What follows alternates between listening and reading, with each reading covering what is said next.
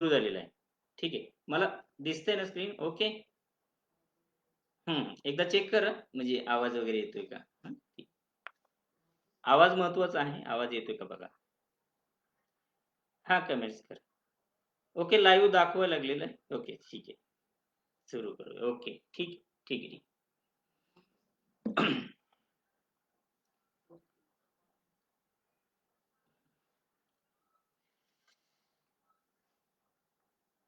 सर्वांना सविनय जय भीम. महाकारुणिक तथागत बुद्ध व बोधिसत्व डॉक्टर बाबासाहेब आंबेडकर या आपल्या अस्मिता पुरुषांना मी सर्वप्रथम अभिवादन करतो. अ, मुंबई विद्यापीठातील इतिहास विभाग अ, व आंबेडकराईट हिस्ट्री काँग्रेस यांच्या संयुक्त विद्यमानं आयोजित या फेसबुक चर्चासत्र मालेचे मुख्य समन्वयक आदरणीय डॉक्टर संदेश वाघ, सोलापूर विभागाचे अध्यक्ष डॉक्टर संजय गायकवाड, सचिव संतोष बनसोडे आणि आपण सर्व फेसबुकवरील बंधू आणि भगिनींनो,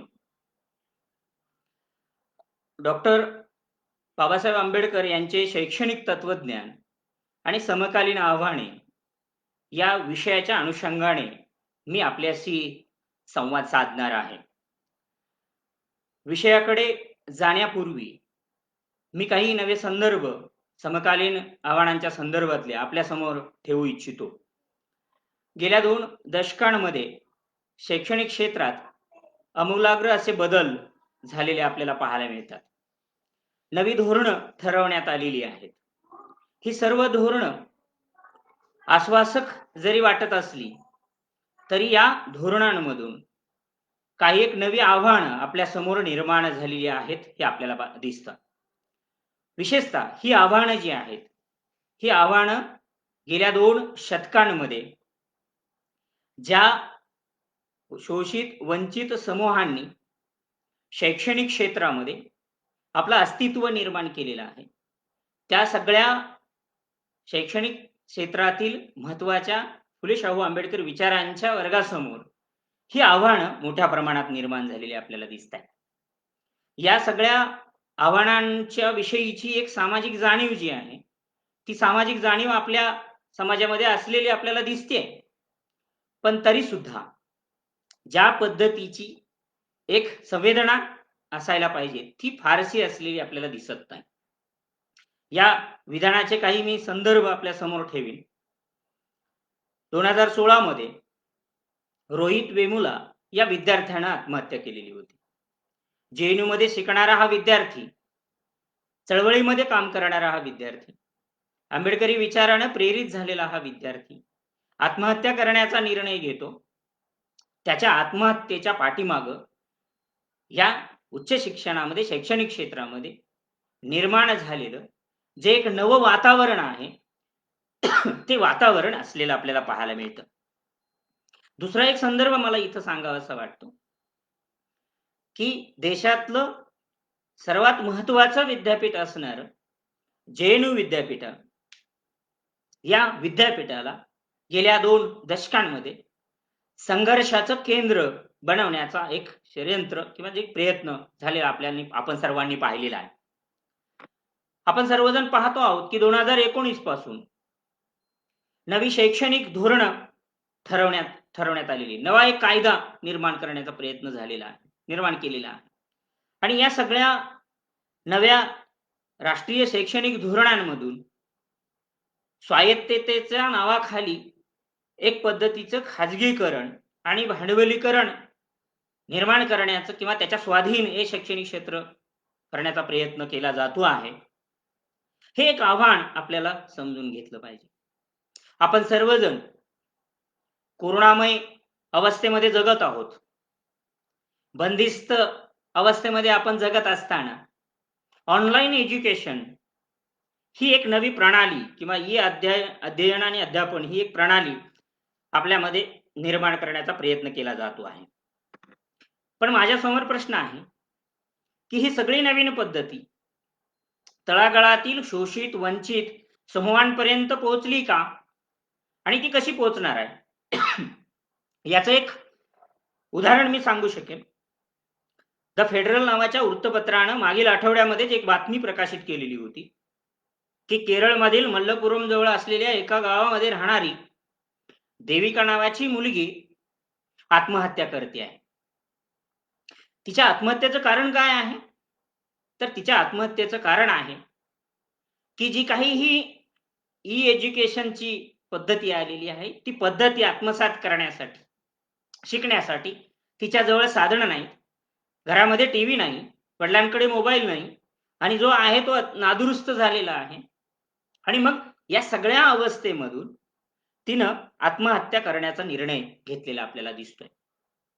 आणि म्हणून समकालीन सगळ्या शैक्षणिक क्षेत्रामध्ये ही साधनं जोपर्यंत आपण निर्माण करत नाही, द फेडरल याच वृत्तपत्रानं असं जाहीर केलेलं होतं की जवळ-जवळ या देशातील 57% विद्यार्थ्यांकडे ई एज्युकेशनची साधनं उपलब्ध नाहीयेत. आणि मग अशा वेळी आपण ही जी काही नवीन शैक्षणिक धोरणं राबवत आहोत, ती धोरणं कशा पद्धतीनं पुढे जाणार आहेत आणि ही ही जी नवी आव्हानं जी निर्माण झालेली आहे, त्याला आपण कशा पद्धतीनं सामोरं जाणार आहोत.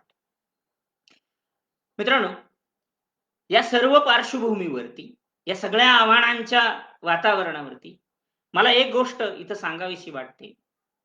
ती म्हणजे की डॉक्टर बाबासाहेब आंबेडकर यांचे शैक्षणिक विचार हेच खऱ्या अर्थानं आपल्याला दीपस्तंभ ठरू शकणारे आहेत.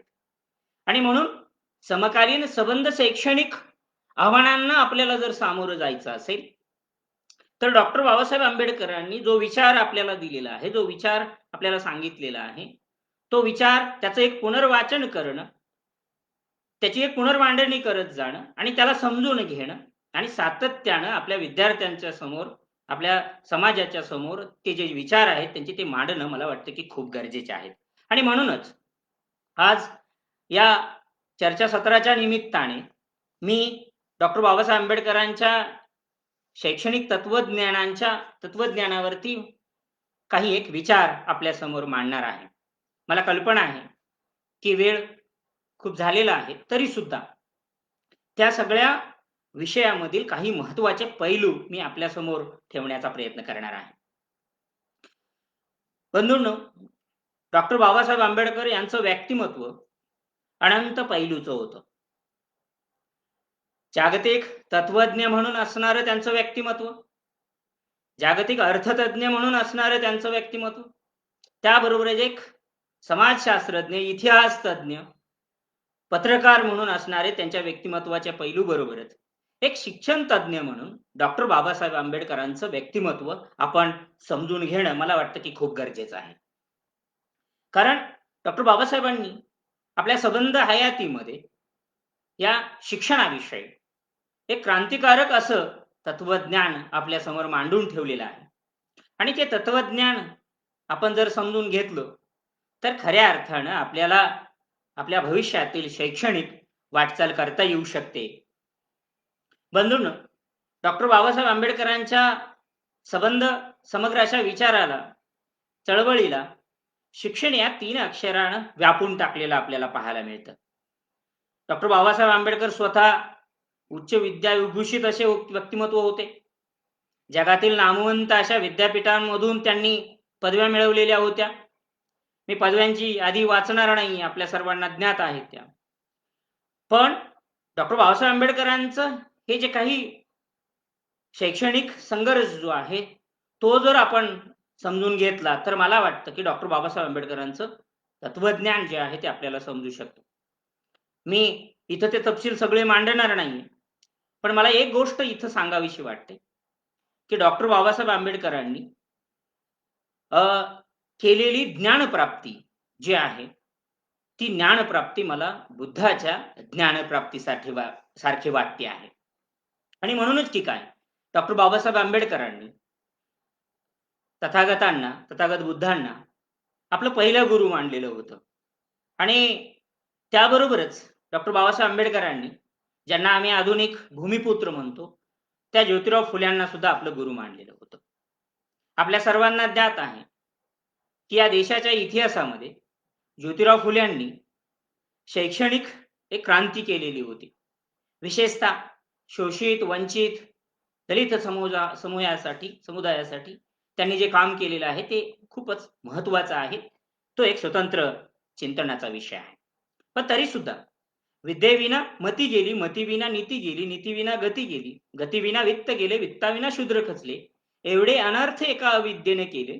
हे जे फुल्यांचं जे तत्वज्ञान आहे, त्या तत्वज्ञानाचा फार मोठा प्रभाव डॉक्टर बाबासाहेब आंबेडकरांच्या एकूण शैक्षणिक विचारांवरती पडलेला आपल्याला पाहायला मिळतो. आणि म्हणून तथागत बुद्धांचा विचार असेल, ज्योतिराव फुल्यांचा विचार असेल, शैक्षणिक संदर्भामध्ये त्यांनी केलेली जी काही कार्य आहेत ती दीपस्तंभासारखी डॉक्टर बाबासाहेब आंबेडकरांच्या जीवनामध्ये होती. हे ऐतिहासिक सत्य मला वाटतं की कोणीही नाकारू शकणार नाहीये. डॉक्टर बाबासाहेब आंबेडकरांच्या शैक्षणिक तत्वज्ञानामध्ये अनेक महत्वाच्या गोष्टींच्या अनुषंगाने आपल्याला इथं चर्चा करता येऊ शकते. बंधूंनो, त्यातल्या काही महत्वाच्या पैलूच्या विषयीची चर्चा मी आपल्या समोर ठेवणार आहे. एक साधा प्रश्न आहे की शिक्षण म्हणजे काय? शिक्षणाचा अर्थ डॉक्टर बाबासाहेब आंबेडकरांनी खूप व्यापक अर्थानं सांगितलेला आहे. आपण ज्यावेळेस जागतिक स्तरावरती, मी फक्त भारतीय नाही म्हणत, जागतिक स्तरावरती आपण ज्यावेळेस विचार करतो त्यावेळेस रुसो सारखा ख्यातनाम तत्वज्ञ असं म्हणतो आहे की मुलांच्या अंतर्गत शक्तीचा विकास करणं म्हणजे शिक्षण होय. त्याबरोबरच पेस्टॉलिसिव नावाचा एक तत्वज्ञ आहे, तो म्हणतोय की मनुष्यात असलेल्या सर्व शक्तींचा नैसर्गिक विकासशील व सुसंवादी विकास म्हणजे शिक्षण होय, अशी भूमिका त्यांनी मांडलेली होती. तर स्पेन्सने संपूर्ण जीवनाची तयारी करून देणं म्हणजे शिक्षण होय, अशा पद्धतीची भूमिका इथं मांडलेली आपल्याला पाहायला मिळते. डॉक्टर बाबासाहेब आंबेडकरांच्या जीवनामध्ये ह्या सगळ्या तत्ववेत्यांनी केलेल्या व्याख्या तर महत्वाच्या ठरतातच, पण जॉन डुई नावाचे जे बाबासाहेबांचे शिक्षक होते त्यांनी केलेली जी व्याख्या आहे ती व्याख्या अतिशय महत्वाची आहे. आणि बाबासाहेबांच्या व्याख्येकडे जाण्यापूर्वी जॉन डुईची व्याख्या आपल्याला समजून घ्यावीच लागते, कारण जॉन डुईंची व्याख्या अतिशय महत्वाची आहे, मूलभूत आहे. जॉन डुईंनी असं म्हणून ठेवलेलं आहे की सभोवतालच्या नैसर्गिक व सामाजिक वातावरणाशी समरस होण्याची पात्रता व सामाजिक कार्यक्षमता मनुष्याच्या अंगी निर्माण करणं म्हणजे शिक्षण होय. आणि जॉन डुईंनी इथं एक महत्वाचा संदर्भ आहे, तो म्हणजे की सामाजिक कार्यक्षमता मनुष्याच्या अंगी निर्माण करणं म्हणजे शिक्षण होय. आणि त्यांनी पुढे जाऊन असं म्हटलेलं आहे की शिक्षण हे सामाजिक पोषण करणारं असतं, म्हणजे सोशल न्यूट्रिशन आहे शिक्षण, अशा पद्धतीची जॉन डुईंची भूमिका इथं असलेली दिसते. आणि एकूणच या सगळ्या शैक्षणिक शिक्षणाविषयीच्या व्याख्यांमध्ये एक प्रकारची जी काही सामाजिक संदर्भ आहेत ते संदर्भ आपल्याला समजून घेतले पाहिजे. जॉन डुईंची व्याख्या त्या अनुषंगाने महत्वाची ठरते. डॉक्टर बाबासाहेब आंबेडकरांनी अतिशय गंभीरपणे शिक्षणाचा अन्वय अर्थ आपल्या समोर ठेवलेला आहे खऱ्या अर्थानं. आणि बाबासाहेब आपल्या शिक्षणाविषयीच्या व्याख्येमध्ये एका ठिकाणी असं म्हणतायत की व्यक्ती जाणीव देते ते म्हणजे शिक्षण होय. आता ही व्यक्ती जाणीव काय आहे ही फार महत्वाची आहे. सेल्फ रिअलायझेशन ज्याला आपण म्हणतो, ती व्यक्ती जाणीव जी आहे ती महत्वाची आहे. आणि व्यक्ती जाणीव म्हणजे काय, तर व्यक्तीला कळणं, समजणं की तो कोण आहे, त्याचे स्थान काय आहे, त्याचे अधिकार काय आहेत, त्याची स्थितीगती काय आहे, त्याचे अवरोध काय आहेत, त्याचा सभोवताल काय आहे, त्याचं एकूणच भावविश्व काय आहे, याची जाणीव जोपर्यंत होत नाही तोपर्यंत शिक्षणाचा काही अर्थ नाही. आणि म्हणून व्यक्ती जाणीव निर्माण करणं हे शिक्षण आहे, अशा पद्धतीची अतिशय ठाम अशी भूमिका डॉक्टर बाबासाहेब आंबेडकरांनी मांडलेली आपल्याला पाहायला मिळते. आणि डॉक्टर बाबासाहेब आंबेडकर शिक्षणाकडे अतिशय व्यापक अर्थानं पाहतायत की बाबासाहेब असे म्हणतायत की शिक्षणातून व्यक्तीचं परिवर्तन होऊ शकतंय. आणि एकदा व्यक्तीच्या जीवनात परिवर्तन झालं की समाज परिवर्तन आणि समग्र जीवनाचं परिवर्तन निश्चितपणे घडू शकते. त्याचं एक शस्त्र म्हणजे शिक्षण आहे. आणि म्हणून डॉक्टर बाबासाहेब आंबेडकरांनी शिक्षणाला अतिशय महत्वाचं स्थान दिलेलं आपल्याला पाहायला मिळतं. आपल्या सर्वांना ज्ञात आहे की डॉक्टर बाबासाहेब आंबेडकरांनी आपली 3 दैवत मांडलेली होती. दैवत हा शब्द मी रूढ अर्थानं घेत नाही, तर ती नैतिक मूल्य मांडलेली होती त्यांनी. त्याच्यामध्ये विद्या, स्वाभिमान व चारित्र्य यांना बाबासाहेबांनी अतिशय महत्वाचं स्थान दिलेलं आपल्याला पाहायला मिळतंय. आणि मग यामध्ये विद्या जी आहे म्हणजे शिक्षण जे आहे ते प्रथमस्थानी असलेलं आपल्याला पाहायला मिळतं.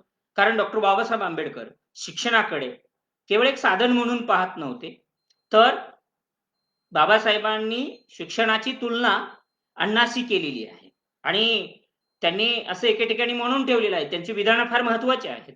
त्यांनी असं म्हटलेलं आहे, की ज्याप्रमाणे उपासमारीने शरीराचं पोषण कमी झाल्यास माणूस हीनबल होऊन अल्पायुष्य होतो, तसेच शिक्षणाच्या अभावी तो निर्बुद्ध राहिल्यास जिवंतपणीच दुसऱ्याचा गुलाम होत असतो. आणि म्हणून बाबासाहेबांनी शिक्षणाला अन्नाची जी काही तुलना त्याच्याशी केली ती अतिशय महत्वाची आहे. कारण गुलामगिरीची जाणीव निर्माण करून देण्याचं काम शिक्षण करत असतं. आणि म्हणूनच अ, बाबासाहेबांचं विधान तर आपल्या सर्वांना माहीत आहे, की गुलामाला गुलामगिरीची जाणीव झाल्याशिवाय तो बंड करून उठत नाही. आणि मग इकडं या सगळ्याकडे जाण्याचं जर साधन काय असेल तर ते म्हणजे शिक्षण आहे. अशा पद्धतीची ठाम अशी भूमिका डॉक्टर बाबासाहेब आंबेडकरांनी इथं मांडलेली आपल्याला पाहायला मिळते. डॉक्टर बाबासाहेब आंबेडकरांच्या तत्वज्ञानामध्ये शिक्षणातल्या वेगवेगळ्या घटकांविषयी बाबासाहेब अतिशय मूलभूतपणे चिंतन करत असलेले आपल्याला पाहायला मिळत आहेत. विशेषतः प्राथमिक शिक्षण असेल, माध्यमिक शिक्षण असेल, याबरोबरच उच्च शिक्षण हे सुद्धा डॉक्टर बाबासाहेब आंबेडकर अतिशय महत्वाचं आहे असं मानतायत. आणि विशेषतः उच्च शिक्षणाला म्हणजे हायर एज्युकेशनला डॉक्टर बाबासाहेबांनी आपल्या शैक्षणिक तत्वज्ञानामध्ये अतिशय महत्वाचं मानलेलं आहे. किंबहुना जी एक सामाजिक क्रांती आपल्याला करायची आहे, जो काही एक परिवर्तनाचा विचार आपल्याला घेऊन जायचा आहे, ते उच्च शिक्षणाच्या माध्यमातूनच मिळू शकतो. अशा पद्धतीची एक ठाम अशी भूमिका डॉक्टर बाबासाहेब आंबेडकरांनी मांडलेली आपल्याला दिसते आहे. आणि त्यांनी 1 सप्टेंबर 1991ला पीपल्स एज्युकेशन सोसायटीच्या द्वारे औरंगाबादला जो एक कार्यक्रम झालेला होता किंवा मिलिंद महाविद्यालयाच्या इमारतीची कोनशिला बसवण्याचा जो कार्यक्रम झालेला होता, त्या ठिकाणी सरळ असं म्हटलेलं होतं, की आपल्या सर्व सामाजिक दुखण्यांवर एकच औषध आहे आणि ते म्हणजे उच्च शिक्षण आहे. कारण उच्च शिक्षण आपण जोपर्यंत घेत नाही, तोपर्यंत आपल्याला जी काही व्यक्ती जाणीव म्हणून जी एक व्यापक अर्थाने डॉक्टर बाबासाहेब आंबेडकर मांडतायत, ती आपल्याला येणार नाही. म्हणून शिक्षणाचा आणि समाजाचा एक अनुबंध डॉक्टर बाबासाहेब आंबेडकर इथं मांडत असलेले आपल्याला पाहायला मिळतायत. डॉक्टर बाबासाहेब आंबेडकरांच्या या सबंध शैक्षणिक चिंतनामागे भारतीय समाजातली जी एक सामाजिक व्यवस्था आहे, जी विषमतावादी आहे, जी उतरंडीवरती आधारित असलेली, जी जातकेंद्रीय असलेली आपल्याला पाहायला मिळते, ती सगळे शोषणाचे संदर्भ या सगळ्या डॉक्टर बाबासाहेब आंबेडकरांच्या चिंतनाच्या पाठीमागं आपल्याला असलेले पाहायला मिळतायत. आणि म्हणून डॉक्टर बाबासाहेब आंबेडकरांनी सामाजिक दुखण्यांवरचं प्रभावी औषध जर कोणतं असेल तर ते शिक्षण आणि विशेषतः उच्च शिक्षण मानलेलं आहे. कारण डॉक्टर बाबासाहेब आंबेडकरांना शिक्षणाच्या माध्यमातून व्यक्तीचा मानसिक बदल जो आहे, बौद्धिक विकास जो आहे आणि एकूणच सामाजिक गुलामगिरी नष्ट करणे जी आपल्याला करायची आहे आणि त्याच्यातून आर्थिक विकास जो आपल्याला साधायचा आहे, त्याचं एक सूत्र डॉक्टर बाबासाहेब आंबेडकर इथं मांडतायत. कारण शिक्षण घेतल्यामुळं निश्चितपणे आपल्याला एक प्रकारची सामाजिक प्रगती आपली होऊ शकते आणि आर्थिक प्रगती जर झाली, तर सामाजिक प्रतिष्ठा आपल्याला त्याच्या पाठीमागून मिळू शकते आहे. आणि म्हणून सामाजिक परिवर्तनाचे एक साधन म्हणून डॉक्टर बाबासाहेब आंबेडकरांनी शिक्षणाकडे पाहिलेलं आपल्याला दिसतं. डॉक्टर बाबासाहेब आंबेडकरांच्या शैक्षणिक तत्वज्ञानामध्ये विद्यार्थी कसा असावा, प्राध्यापक कसा असावा, महाविद्यालय कसं असावं, विद्यापीठ कसे असावेत याच्याविषयीची अतिशय तपशीलवार अशी मांडणी झालेली आपल्याला पाहायला मिळते. आणि ती समजून घेणं मला वाटतं की खूप गरजेचं आहे. परत एकदा समजून घेणं खूप गरजेचं आहे. डॉक्टर बाबासाहेब आंबेडकरांनी विद्यार्थी कसा असावा याविषयी अतिशय मार्मिकपणे विचार आपल्या समोर ठेवलेले पाहायला मिळतात. डॉक्टर बाबासाहेब आंबेडकर एका ठिकाणी म्हणतायत, की विद्यार्थ्यांनी स्वतःच्या व समाजाच्या उद्धारासाठी उच्च प्रतीच्या शिक्षणाकडे लक्ष द्यावे. उच्च शिक्षण घेऊन उच्च प्रतीच्या नोकऱ्या प्राप्त कराव्यात. शिक्षण घेत असताना इतर कोणत्याही चळवळीत पडू नये. विद्यार्थ्यांनी सातत्यानं वाचन करावं. ग्रंथ वाचून त्याचे रसग्रहण करावं. करण्याची शक्ती आत्मसात करावी. नवनवीन कल्पना सुचवून त्यातील सिद्धांत परिपोष करण्याची जबाबदारी विद्यार्थी वर्गाची आहे. प्रत्येक विद्यार्थ्याने निस्वार्थी बुद्धीने समाजभिमुख जाणीव ठेवून राष्ट्रीय दृष्टिकोनातून अग्रेसर होण्याची गरज आहे, अशा पद्धतीची भूमिका डॉक्टर बाबासाहेब आंबेडकरांनी मांडलेली आपल्याला पाहायला मिळते. आणि मला वाटतं की ही जी डॉक्टर बाबासाहेब आंबेडकरांची जी भूमिका आहे, ती भूमिका खरंच खूप महत्त्वाची आहे. कारण या सगळ्या भूमिकेच्या पाठीमागं त्यांची शैक्षणिक विद्यार्थ्यांप्रतीची असलेली तळमळ पाहायला मिळते आहे. कारण विद्यार्थी दशेमध्ये ज्या पद्धतीनं आपण ज्ञान ग्रहण करत असतो, तेच ज्ञान आपल्याला भविष्यासाठी उद्बोधक ठरू शकत असतं. आणि म्हणून समकालीन सगळ्या यंत्रयुगात सुद्धा डॉक्टर बाबासाहेब आंबेडकरांनी सांगितलेला जो विचार आहे, तो विचार मला वाटतं की खूप महत्त्वाचा आहे. डॉक्टर बाबासाहेब आंबेडकर जसं विद्यार्थी कसा असावा याच्याविषयी बोलतायत, तसंच शिक्षक कसा असावा, प्राध्यापक कसा असावा याच्या सुद्धा खूप मार्मिकपणे डॉक्टर बाबासाहेब आंबेडकरांनी विचार मांडलेले आहेत. ते सुद्धा विचार निश्चितपणे उद्बोधक स्वरूपाचे असलेले आपल्याला दिसतायत. शिक्षक हा शिक्षण क्षेत्राचा कणा आहे. विद्यार्थी व ज्ञान यामधील एक दुवा साधण्याचं काम शिक्षक करत असतो. आणि म्हणून डॉक्टर बाबासाहेब आंबेडकरांनी शिक्षकाला शिल्पकाराचं संबोधन वापरलेलं आपल्याला पाहायला मिळते. जसं एखादा व्यक्ती मूर्तीला आकार देत असतो, तसाच विद्यार्थी हा शिक्षक हा विद्यार्थ्याला आकार देत असतो. अशा पद्धतीची एक भूमिका डॉक्टर बाबासाहेब आंबेडकरांनी मांडलेली दिसतात. एक विधान आहे, बाबासाहेब एका ठिकाणी म्हणतायत की शिक्षक हा वृत्तपत्रासारखा असला पाहिजे. खरं तर वृत्तपत्रासारखा असला पाहिजे म्हणजे कसा असला पाहिजे, याविषयी पुढे बाबासाहेबांनी म्हणून ठेवलेलं आहे की रोजचं जे ज्ञान आहे, जशी वृत्तपत्र आपल्याला रोजची माहिती देत असतात, ज्ञान देत असतात, तशा पद्धतीनं शिक्षकानं रोजचं ज्ञान विद्यार्थ्यांना दिलं पाहिजे. आणि शिक्षक हा एक समाजाचा घटक आहे. तो घटक म्हणून त्याची एक सामाजिक जबाबदारी सुद्धा त्यानं सांभाळली पाहिजे. उच्च शिक्षणामध्ये काम करणारे प्राध्यापक असतील किंवा शिक्षक असतील, त्यांनी काय केलं पाहिजे याच्याविषयी बाबासाहेबांनी खूप महत्त्वाची भूमिका मांडलेली आहे. आपल्या सर्वांना माहीत आहे, की मुंबई येथील सिद्धार्थ कॉलेजमध्ये फादर एरॉर यांच्या व्याख्यानाचा एक कार्यक्रम होता आणि त्या कार्यक्रमामध्ये बाबासाहेब एक भूमिका मांडतायत. ती भूमिका अतिशय महत्त्वाची आहे. आणि त्यांनी तिथं म्हणून ठेवलेलं आहे, की फादर हेरॉर यांनी मोहेंजोदडो येथे केलेले संशोधन अत्यंत महत्त्वाचं आहे. त्यांच्यासारखाच ध्येयवादी शिक्षक, प्राध्यापक निर्माण होणं खूप गरजेचं आहे. कोणत्याही शिक्षकाने विद्यार्थ्यांमध्ये उत्साह निर्माण करणं, त्यांच्यामध्ये स्फूर्ती उत्पन्न निर्माण करणं गरजेचे आहे. प्राध्यापक केवळ विद्वान असून चालणार नाही, तर तो सर्वश्रुत असावा लागतो. अशा पद्धतीची भूमिका डॉक्टर बाबासाहेब आंबेडकरांनी तिथं मांडलेली आपल्याला पाहायला मिळते. आणि बाबासाहेबांनी प्राध्यापकाकडे कोणते गुण असावेत याच्याविषयी सुद्धा अतिशय मार्मिकपणे लिहून ठेवलेलं आहे, की प्राध्यापकाची वाणी शुद्ध असली पाहिजे. आता ही वाणी शुद्ध असली म्हणजे कसं काय? तर त्याचं जे काही बोलणं आहे, त्याचा जो संवाद आहे, तो सुसंवादी स्वरूपाचा त्याचं बोलणं असलं पाहिजे. त्याच्या तोंडातून कुठल्याही पद्धतीचे अर्वाच्य असे शब्द निघता कामा नयेत. त्याचं वर्तन अतिशय सम्यक पद्धतीचं असलं पाहिजे. तो अत्यंत उत्साही वृत्तीचा आणि विषयाला मनोरंजकपणे शिकवण्याची कला विद्यार्थ्यांमध्ये प्राध्यापकाकडे असली पाहिजे.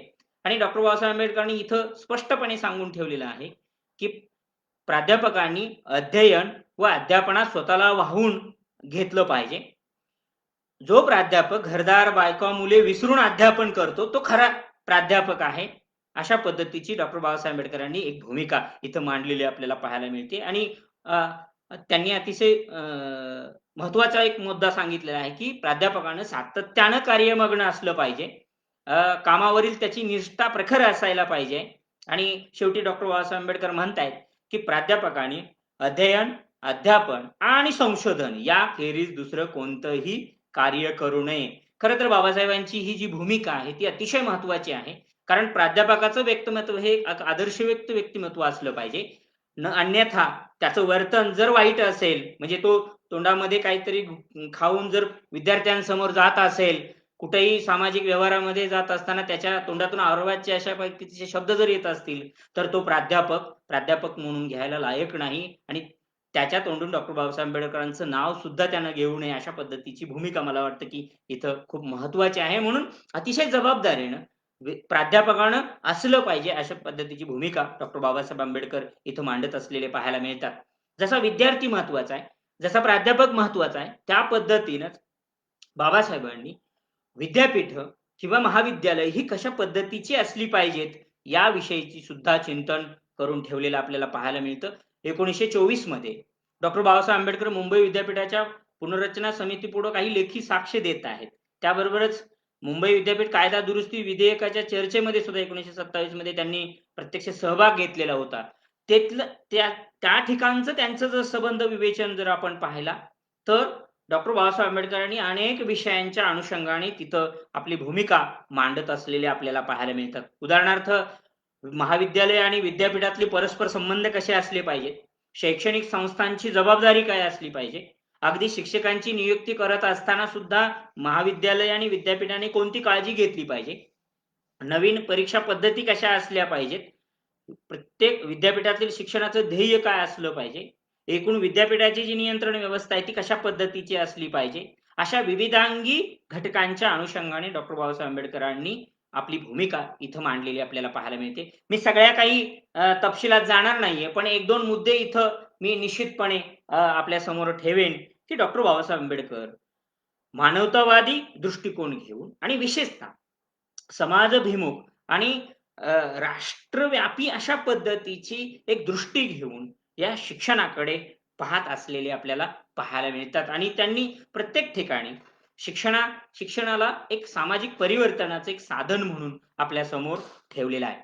इथे एक दुसरा एक मुद्दा इथं आपण समजून घेतला पाहिजे, तो अतिशय महत्वाचा आहे की बाबासाहेब केवळ एका बाजूला विचारच व्यक्त करत नाहीत किंवा ती फक्त भाषणच देत नाहीत, तर प्रत्यक्ष कृतीच्या माध्यमातून सुद्धा डॉक्टर बाबासाहेब आंबेडकरांनी आपल्या एक तत्वज्ञानाची एक पायाभरणी केलेली आपल्याला पाहायला मिळते आहे आणि आपल्या सर्वांना ज्ञात आहे की डॉक्टर बाबासाहेब आंबेडकरांनी 1920 नंतर विशेषतः म्हणजे मी मागे जाणार नाही, पण एक संस्थात्मक कार्याला खूप मोठ्या प्रमाणात सुरुवात केलेली होती आणि 1924 मध्ये डॉक्टर बाबासाहेब आंबेडकरांनी बहिष्कृत हितकारणी सभेची स्थापना केलेली होती. आपण ज्यावेळेस या बहिष्कृत हितकारणी सभेचे काही मिनिट्स जे आहेत ते आज उपलब्ध आहेत आपल्याला, त्याच्या फाईल्स जुन्या आहेत, त्या जर आपण वाचल्या तर प्रत्येक बैठकीमध्ये शैक्षणिक संदर्भामधली अतिशय मूलभूत अशी मांडणी डॉक्टर बाबासाहेब आंबेडकर करत असलेले दिसतात. म्हणूनच या संस्थेचं जे ब्रीदवाक्य होतं ते ब्रीदवाक्य सुद्धा आपल्या सर्वांना माहित आहे की ते ब्रीदवाक्य आहे की शिका, संघटित व्हा आणि संघर्ष करा. हे त्या संस्थेचं ब्रीदवाक्य होते आणि त्या संस्थेच्या माध्यमातून डॉक्टर बाबासाहेब आंबेडकरांनी पहिल्यांदा एक मागासवर्गीय वसतिगृह काढलेलं होतं आणि सोलापूरकरांसाठी एक अभिमानाची अशी गोष्ट आहे की या मातीला डॉक्टर बाबासाहेब आंबेडकरांच्या पदस्पर्श लाभलेले आहेत आणि आम्हाला त्याचा अभिमान आहे. फार मोठा इतिहास आहे सोलापूर जिल्ह्याला आंबेडकरी चळवळीचा आणि सगळ्यात महत्वाची गोष्ट आहे की बाबासाहेबांनी स्थापन केलेल्या पहिल्या बहिष्कृत हितकारणी सभेच्या संघटनेचं पहिलं जे वसतिगृह ते सोलापूरमध्ये सुरू करण्यात आलेलं होतं आणि त्या संस्थेच्या माध्यमातून डॉक्टर बाबासाहेब आंबेडकरांनी एक शैक्षणिक विचार समाजापर्यंत घेऊन जाण्याचं काम केलेलं होतं. त्याबरोबरच 1928 मध्ये डिप्रेस क्लास एज्युकेशन सोसायटीची स्थापना केलेली होती. खरं तर हा काळ अतिशय संघर्षाचा काळ होता, कारण इतर सुद्धा शैक्षणिक संस्था काम करत होत्या, पण बाबासाहेबांना त्या सगळ्या संस्थांच्या संदर्भात त्यांच्या एकूण कार्याच्या संदर्भामध्ये एक प्रकारचा अपुरेपणा जाणवत होता आणि जर खऱ्या अर्थानं आपल्याला सामाजिक उत्थान करायचं आहे, तर दलितांचं जर उत्थान करायचं असेल तर आपल्याला आपल्या संस्था निर्माण कराव्या लागतील, अशा पद्धतीची भूमिका बाबासाहेबांनी घेतलेली होती आणि म्हणून त्यांनी शैक्षणिक संस्था सुरू केलेल्या आपल्याला पाहायला मिळतात. पुढे तर त्यांनी 1945 मध्ये पीपल्स एज्युकेशन सोसायटीची स्थापना केलेली होती आणि त्या माध्यमातून त्यांनी मुंबईमध्ये सिद्धार्थ कला व विज्ञान कॉलेज काढलेलं होतं, सिद्धार्थ विधी महाविद्यालय सुरू केलेलं होतं आणि सगळ्यात महत्वाचा टप्पा जो आहे तो 1950 मध्ये डॉक्टर बाबासाहेब आंबेडकरांनी मिलिंद कॉलेजची स्थापना केलेली होती. हा खरं तर मिलिंद कॉलेज आणि डॉक्टर बाबासाहेब आंबेडकर हा एक ज्वलंत फार मोठा विषय आहे, चर्चेचा विषय आहे, कारण आज आपण महाराष्ट्रामध्ये जे एक थिंक टँक पाहतो आहे किंवा जे एक चळवळ पाहतो आहे, त्याचं जर ऊर्जा केंद्र जर कोणतं असेल तर ते मिलिंद कॉलेज आहे. या विषयी मला वाटतं की कोणाचं दुमत असण्याचं कारण नाही, कारण मिलिंद कॉलेजचा जो नागसेन परिसर आहे, त्या नागसेन परिसरातून अनेक विचारवंत, अनेक तत्वज्ञ, अनेक लेखक निर्माण झालेले आहेत आणि ज्यांनी या देशाचं नेतृत्व करण्याचं काम केलेलं, वेगवेगळ्या क्षेत्रांमध्ये ते आघाडीवरती काम करतायत. आणि म्हणून खरं तर हे मिलिंद कॉलेज हे डॉक्टर बाबासाहेब आंबेडकरांच्या शैक्षणिक स्वप्नातील एक फार मोठा एक ठेवा आहे असं म्हटलं तरी वावगं ठरणार नाहीये. आणि डॉक्टर बाबासाहेब आंबेडकरांची या मिलिंद कॉलेजच्या स्थापनेपाठीमागची जी भूमिका होती ती अतिशय महत्त्वाची होती आणि त्यांनी ती भूमिका प्राधान्याने मांडलेली आहे प्रत्येक ठिकाणी. आणि ते म्हणतायत की 12 डिसेंबर 1955 ला मिलिंद कॉलेजमधील बोधी मंडळाच्या वतीनं आयोजित कार्यक्रमात त्यांनी ती आपली भूमिका मांडलेली सुद्धा. ते म्हणतायत की विद्या, प्रज्ञा, करुणा, शील व मैत्री या पंचतत्वानुसार मिलिंद महाविद्यालयातील प्रत्येक विद्यार्थ्यानं आपलं चारित्र्य बनवलं पाहिजे आणि या मार्गाने एकट्यानेच जावे लागले तरी मनधैर्य व निष्ठा राखून गेलं पाहिजे. अशा पद्धतीची ठाम भूमिका डॉक्टर बाबासाहेब आंबेडकरांनी इथं मांडलेली आहे. विद्या कशासाठी हवी तर त्यातून निर्माण होणारी प्रज्ञा त्यांना अपेक्षित आहे. प्रज्ञेच्या नंतर त्यांनी शील, करुणा आणि शील यांना अतिशय महत्त्वाचं स्थान दिलेलं आहे आणि त्यानंतर मैत्री भाव आपल्यामध्ये निर्माण झाला पाहिजे. अशा पद्धतीची भूमिका डॉक्टर बाबासाहेब आंबेडकर इथं मांडतात असलेले आपल्याला पाहायला मिळतात. बाबासाहेबांच्या शैक्षणिक तत्वज्ञानामधल्या या सगळ्या काही महत्त्वाच्या काही घटकांकडे आपण ज्यावेळेस जातो, त्यावेळेस आपल्याला पुढं जाऊन असं दिसतं, की डॉक्टर बाबासाहेब आंबेडकर एक शिक्षण तज्ञ म्हणून अतिशय मूलभूतपणे विचार मांडत असलेले आपल्याला पाहायला मिळतात. आणि बाबासाहेबांचे शैक्षणिक विषय अनुभव दृष्टिकोन जो आहे, तो स्वानुभवातून तयार झालेला आहे. एक सामाजिक तळमळ, सामाजिक जाणीव आणि एक राष्ट्रनिर्मितीची भूमिका घेऊन डॉक्टर बाबासाहेब आंबेडकरांनी हे सगळं जीवन किंवा तत्वज्ञान मांडलेलं आपल्याला पाहायला मिळतं. त्यातल्या काही महत्त्वाच्या विचारांच्या अनुषंगाने मी शेवटी काही एक महत्त्वाचे मुद्दे आपल्यासमोर ठेवेन. बाबासाहेबांनी मूल्याधिष्ठित शिक्षण हा एक महत्त्वाचा भाग मांडलेला आहे. आणि म्हणून आतापर्यंत आपण ज्याची चर्चा केली त्याच्यातून प्रत्येक ठिकाणी डॉक्टर बाबासाहेब आंबेडकर एक मूल्य मांडत असलेले आपल्याला पाहायला मिळतात. कारण शिक्षण क्षेत्रात उच्चतम नैतिक आचरणाचा आग्रह त्यांनी धरलेला होता. त्यामागे त्यांची राष्ट्रीय दृष्टिकोन होता. कोणत्याही देशातील लोकशाही यशस्वी करण्यासाठी मूल्याधिष्ठित शिक्षणाची गरज असते असे बाबासाहेब म्हणतात. आणि म्हणूनच त्यांनी विद्येला शील आणि करुणा यांची नैतिक तत्वांची जोड दिलेली आहे. आणि बाबासाहेबांनी विद्येला तलवारीचं रूपक वापरलेलं आहे आणि हिंस्र पशुपेक्षाही क्रूरतेशी त्याची तुलना केलेली आपल्याला पाहायला मिळते. 12 व 13 फेब्रुवारी 1938 ला मनमाड येथे अखिल भारतीय GIP रेल्वे अस्पृश्य कामगार परिषदेमध्ये त्यांनी जे भाषण दिलेलं होतं ते भाषण फार महत्त्वाचं आहे. मी त्यातले काही ओळी आपल्या समोर निश्चितपणे ठेवेन. ते म्हणतायत, की आपल्यापैकी दरेकाने सुविद्य व्हावे असे माझी फार इच्छा आहे. परंतु त्याबरोबरच आज विद्येची मला मोठी भीती वाटते. शिकलेल्या माणसांची मला अशी भीती वाटते तशी सर्वांनी बाळगली पाहिजे कारण शिक्षण ही तलवार आहे. शिक्षण हे शस्त्र आहे. जर एखादा मनुष्य येथे तलवार घेऊन आला तर आपण सर्वजण घाबरून जाल, परंतु विद्येचे शस्त्र हे नेहमी वापरण्यावर अवलंबून असतं. हत्याराने अवलंबनाने संरक्षण मनुष्य करू शकेल. चांगल्या माणसाच्या हातात शस्त्र असणे उत्तम, परंतु वाईट माणसाच्या हातात शस्त्र असणे बरे नाही. शिक्षण घेतलेल्या माणसाच्या अंगी शील व सौजन्य नसेल तर तो हिंस्र पशुपेक्षाही क्रूर व भीतीप्रद समजण्यात तेवढे कारण त्यास पुरेसे आहे. आपल्या शिक्षणाचा उपयोग दीनदुबळ्या गरीब शेतकऱ्यांसाठी होणं फार गरजेचं आहे, न की त्यांचा गैरफायदा घेण्यासाठी त्याचा वापर व्हावा. आणि म्हणून त्यांनी असं जर दीनदुबळ्यांचं शोषण करणारं जर शिक्षण असेल तर त्याचा धिक्कार डॉक्टर बाबासाहेब आंबेडकरांनी केलेला आपल्याला पाहायला मिळतो. या सगळ्या विवेचनाच्या पाठीमागे डॉक्टर बाबासाहेब आंबेडकरांची जी दृष्टी आहे ती दृष्टी मला वाटतं की खूप महत्त्वाची आहे. कारण शिक्षित वर्गावरती अतिशय महत्त्वाची जबाबदारी आहे. कारण तो एक जागृत व्यक्ती असतो किंवा वर्ग असतो आणि त्यांनी सातत्यानं जागृत राहून आपल्यातल्या नैतिक सगळ्या विचारांना आत्मसात करून समाजासमोर एक आदर्श आपण घालवून दिला पाहिजे. म्हणून एक जबाबदार घटक म्हणून डॉक्टर बाबासाहेब आंबेडकर इथं पाहत असलेले दिसतात. 1 ऑक्टोबर 1938 रोजी DC मिशनच्या हॉलमध्ये अस्पृश्य विद्यार्थ्यांचं संमेलन भरलेलं होतं आणि त्या ठिकाणी डॉक्टर बाबासाहेब आंबेडकरांनी एक भाषण दिलेलं आहे. ते भाषण सुद्धा महत्त्वाचं आहे. बाबासाहेब तिथं म्हणतायत, की शिक्षण घेताना ते म्हणतात की मी आजन्म विद्यार्थी आहे.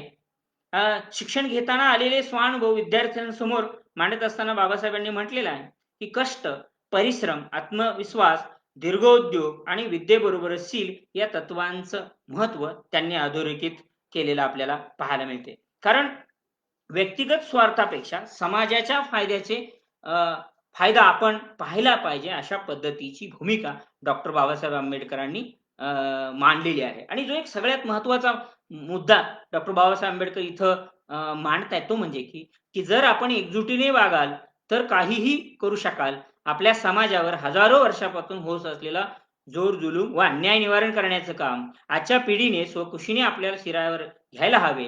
आपल्या समाजात ऐक्याची अत्यंत जरुरी आहे व ऐक्यामुळेच आपण हे कार्य करू शकतो अशी एक माझी खात्री आहे. अशा पद्धतीचा एक सामाजिक परिप्रेक्ष्यामधला विचार डॉक्टर बाबासाहेब आंबेडकर विद्यार्थ्यांसमोर ठेवत असलेले आपल्याला पाहायला मिळतात. आणि एकूणच मूल्यात्मक शिक्षणाचा जो विचार आहे तो विचार डॉक्टर बाबासाहेब आंबेडकरांनी इथं मांडलेला आपल्याला पाहायला मिळतो. बंधूंनो, डॉक्टर बाबासाहेब आंबेडकरांच्या शैक्षणिक तत्वज्ञानामध्ये एक सामाजिक परिवर्तनाचं एक सूत्र आपल्याला पाहायला मिळतं. आणि म्हणूनच डॉक्टर बाबासाहेब आंबेडकरांनी education is a way of revolutions अशा पद्धतीची एक ठाम अशी भूमिका आपल्या समोर मांडलेली पाहायला मिळते. खरं तर एक बाबासाहेब म्हणजे क्रांतीचं एक सूत्र किंवा मार्ग म्हणजे शिक्षण आहे, ते कशाच्या माध्यमातून मांडतायत तर बाबासाहेबांनी असं म्हणून ठेवलेलं आहे की प्राथमिक शिक्षण हा पायाभूत मानून त्यांनी मोफत व सक्तीच्या प्राथमिक शिक्षणाचा आग्रह धरला. असं असलं तरी उच्च शिक्षणाला त्यांनी प्राधान्य दिलेलं आहे. आणि त्यांच्या मते एक मुलगा BA झाल्याने आपल्या अस्पृश्य समाजास जो एक आधार होईल तसा 1000 मुले 4थी शिकून पास झाली तरी होणार नाही. बाबासाहेब याचा अर्थ असा होता की उच्च शिक्षणापर्यंत जोपर्यंत आपण जात नाही तोपर्यंत आपल्याला शिक्षणाचे फायदे मिळणार नाहीत. बाबासाहेबांनी इथं अतिशय ठामपणे उच्च शिक्षणाचं तर महत्त्व सांगितलेलंच आहे. पण त्या उच्च शिक्षणातून आपण काय करायचं आहे? तर केवळ नोकऱ्या मिळवायच्या नाहीयेत. केवळ घरं आणि गाड्या घ्यायच्या नाहीयेत. तर त्या जरी घेतल्या तर त्याच्याविषयी दुमत असण्याचं कारण नसलं तरी सुद्धा प्रत्येक उच्च शिक्षित असल्या आंबेडकरी विचाराच्या प्राध्यापकानं आपली एक सामाजिक जबाबदारी म्हणून, आपली एक सामाजिक भूमिका म्हणून सातत्यानं अभिव्यक्त झालं पाहिजे की सातत्यानं ती एक भूमिका आपण घेतली पाहिजे. आणि मग ती भूमिका तुम्ही प्रत्यक्ष कृतीतून घ्या, रस्त्यावरती जाऊन घ्या किंवा आपल्या व्याख्यानांमधून, आपल्या लेखनामधून, आपल्या संशोधनामधून किंवा आपल्या अध्यापनामधून सुद्धा आपण घेऊ शकतो. कारण हजारो विद्यार्थी आपल्या समोर सातत्यानं उभे असतात. त्यांचं आयुष्य आपल्या समोर उभं असतं आणि त्यांना आपण एक नैतिक विचार जर आपण देऊ शकत असू तर एक पिढी भविष्य घडवू शकत असतो. आणि म्हणून अशा विचाराचा एक प्राध्यापक असणं फार गरजेचं आहे. आणि म्हणून बाबासाहेबांनी एके ठिकाणी असं म्हणून ठेवलेलं आहे. 15 ऑक्टोबर 1956 नागपूर दीक्षाभूमीवर दिलेल्या भाषणात त्यांनी असं म्हटलेलं आहे की उच्च शिक्षिताकडून पारद बनलं पाहिजे, अशा पद्धतीची भूमिका ते मांडतायत. आता हे पारद बनणं म्हणजे काय आहे? पारद म्हणजे काय तर जो उंच ठिकाणी राहून समाजाची टेहळणी करतो, समाजामधल्या सगळ्या गोष्टींकडे लक्ष देत असतो आणि जिथं काही चुकीचं दिसत असेल तिथं आपण निश्चितपणे बोललं पाहिजे, कृतिशीलपणे आपण वागलं पाहिजे, अशा पद्धतीची एक पारद बनण्याची भूमिका डॉक्टर बाबासाहेब आंबेडकरांनी आपण सांगितलेली आहे. ती मला वाटतं की खूप महत्त्वाची आहे. बाबासाहेबांच्या संबंध शैक्षणिक जीवनामध्ये, चळवळ विचारामध्ये आणि संस्थात्मक कार्यामध्ये ज्यावेळेस आपण विचार करतो त्यावेळेस एक शेवटचा मुद्दा जो आहे तो सुद्धा खूप फार महत्त्वाचा आहे की डॉक्टर बाबासाहेब आंबेडकरांनी स्त्रियांच्या शिक्षणाचा सुद्धा आग्रह धरलेला होता. आणि स्त्री शिक्षणाचे पुरस्कर्ते तर ते होतेच, त्याच्याविषयी मला वाटतं की दुमत असण्याचं कारण नाहीयेच. कारण फुल्यांचा वारसा ते निश्चितपणे पुढं चालवत होते आणि म्हणून बाबासाहेबांनी स्त्री शिक्षणाचा सुद्धा आदर धरलेला होता. त्यांनी ज्ञान आणि विद्या या 2 गोष्टी काही पुरुषासाठीच नाहीयेत, तर त्याची गरज व त्याचा अधिकार स्त्रियांनाही आहे, अशा पद्धतीची ठाम भूमिका मांडली. त्या भूमिकेच्या पाठीमागं जो एक सूत्र होतं ते म्हणतायत, की आपली पुढची पिढी जर तुम्हाला सुधारायची असेल, तर तुम्ही मुलींना शिक्षण दिल्याशिवाय राहू नका. शिक्षण देताना नशीब, दैव या गोष्टी सांगितल्या जातात. या विरुद्ध बाबासाहेबांनी परखड अशी मतं मांडलेली आहेत. ते लिहितात, की आई-बाप मुलांना जन्म देतात, कर्म देत नाहीत. हे म्हणणं ठीक नाहीये. आईबाप मुलांच्या आयुष्याला वळण लावू शकतात, ही गोष्ट आपल्या लोकांनी मनावर बिंबवून घेतली पाहिजे. जर आपण मुलांच्या शिक्षणाबरोबर मुलींच्याही शिक्षणाची धडपड केली तर आपल्या समाजाची प्रगती झपाट्याने होईल. बाबासाहेबांचे विचार समतावादी होते. स्त्री पुरुष नात्याकडे ते अत्यंत आधुनिक भूमिकेतून पाहत असलेले आपल्याला दिसतात. स्त्री पुरुषाच्या एकत्र शिक्षणावर तत्कालीन कालखंडामध्ये अनेकांनी अनैतिक व्यवहाराचा आरोप केलेला होता. नीतिमत्तेची बाजू मांडताना सहशिक्षणाला विरोध करणाऱ्यांवरती बाबासाहेबांनी अतिशय परखडपणे वैचारिक हल्ले त्या काळामध्ये केलेले होते आणि निश्चितपणे बाबासाहेबांची भूमिका अशी होती की शिक्षणामधून स्त्री जर शिकली तर निश्चितपणे तिच्या जगण्यामध्ये, तिच्या सगळ्या भावविश्वामध्ये एक क्रांतिकारक असा बदल होऊ शकतो आणि म्हणून बाबासाहेबांनी स्त्री शिक्षणाला सुद्धा अतिशय महत्वाचं स्थान दिलेलं आपल्याला पाहायला मिळतं. एकूणच डॉक्टर बाबासाहेब आंबेडकरांचं हे सगळं जे शैक्षणिक विचार, त्यांचं कार्य, त्यांचं तत्वज्ञान आपण जर समजून घेतलं किंवा त्यातील काही पैलू जर आपण समजून घेतले तर निश्चितपणे आपल्याला एक वेगळ्या शैक्षणिक जीवनाकडे वाटचाल करता येईल. कारण शिक्षणाशिवाय आजही मी सांगू शकतो की शिक्षणाशिवाय पर्याय नाही. कारण आजची अवस्था अतिशय भयानक बनत चाललेली आपल्याला पाहायला मिळते. आणि मग अशा आव्हानक परिस्थितीमध्ये सुद्धा आपण डॉक्टर बाबासाहेब आंबेडकरांचा जो विचार आहे, त्यांचं क्रांतिकारक असं व्यक्तिमत्व जे आपल्याला आदर्शभूत असं आहे, ते विचार, त्यांचं जे काही तत्वज्ञान आहे ते आपण समजून घेतलं तर मला वाटतं की आपल्याला पुढची वाटचाल करता येऊ शकतं. डॉक्टर बाबासाहेब आंबेडकरांनी मानवतावादी दृष्टिकोनातून शिक्षणाचा विचार केला.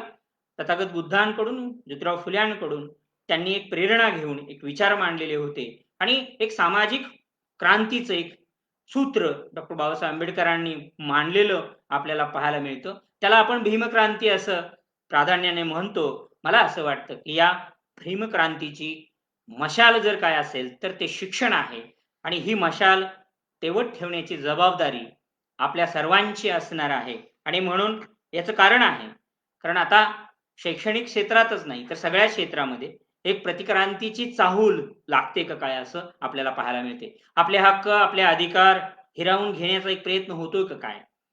मागच अनेक घटना आपल्यासमोर, मी आता सगळ्याच घटनांचा तपशील देणार नाही. पण आरक्षणाचा आपला अधिकार आहे, जो आपला अधिकार आहे तो सुद्धा हिरावून घेतला जातोय का काय? अशा पद्धतीची व्यवस्था होती आहे. आणि सगळ्या आधुनिक शैक्षणिक एज्युकेशनच्या माध्यमातून एक प्रकारची भांडवलशाही निर्माण केली जाते का काय?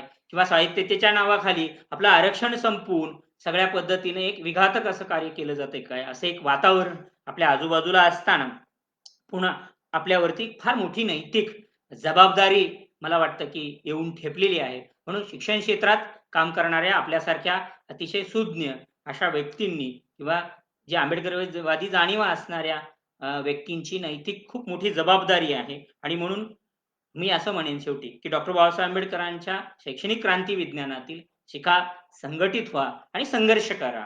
हा जो एक मूल्यात्मक विचार जो आहे, मूल्यात्मक मी म्हणतोय, की तो मूल्यात्मक विचारच आपण अंगीकारून पुढे गेलं पाहिजे आणि ही जी भीमक्रांती आहे ती भीमक्रांती यशस्वी केली पाहिजे. अशा पद्धतीचा विचार मला वाटतं की खूप महत्वाचा आहे आणि ती जबाबदारी आपल्या शिक्षण क्षेत्रात काम करणाऱ्या प्रत्येक व्यक्तीची आहे. आणि म्हणून या माध्यमातून, या Facebookच्या माध्यमातून मी सगळ्या प्राध्यापकांना, विद्यार्थ्यांना आणि समाजामध्ये काम करणाऱ्या व्यक्तींना आवाहन करेन की डॉक्टर बाबासाहेब आंबेडकरांचा जो नैतिक विचार आहे तो नैतिक विचारच आपल्याला पुढे अतिशय महत्वाचा ठरणार आहे. मला आंबेडकराईट हिस्ट्री यांनी फेसबुक चर्चासत्राच्या माध्यमातून आपल्या समोर अभिव्यक्त होण्याची ही संधी दिली, उपलब्ध करून दिली, त्याबद्दल मी संयोजकांचं, सर्वांचंच, आता नाव घेणार नाही मी कुणाचं, पण वेळ झालेला आहे, सर्वांचंच मी मनापासून ऋण व्यक्त करतो, कृतज्ञता व्यक्त करतो आणि मी माझ्या या सगळ्या विचारांना विराम देतो. जय भीम.